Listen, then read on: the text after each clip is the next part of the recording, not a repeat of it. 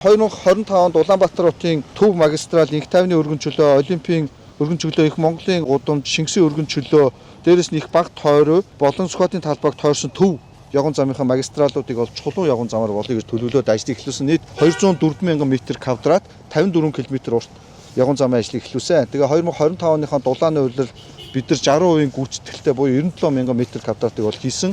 За 204 мянгаас 32 мянган метр квадратыг бол хийх хэрэггүй гэж бол дүгнсэн. Яг гэвэл байгууллагын гаднах тогтчил талбай сайн байгаа учраас төсвийн мөнгөийг хэмнэх зорилтоор зүгээр байгаа талбайг бол хуулахгүй.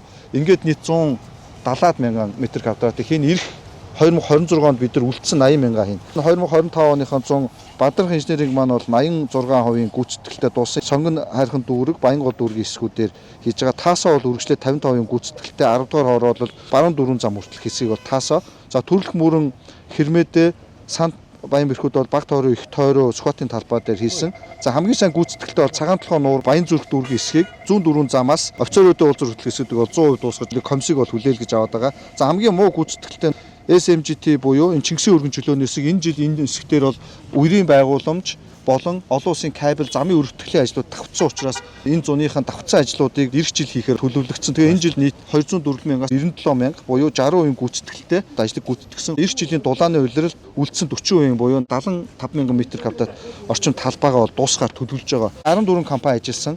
Цаг хугацаанд ажиллаа гүйцгээгүй цанд өндөр компаниг бол ажлыг цуцалсан. Муу ажилласан компаниудыг бол дүгнээд гэрээг нь дуусгаад ажлаа зогсоогоод зарим тендерүүдийг эх жил дахиж зарлана.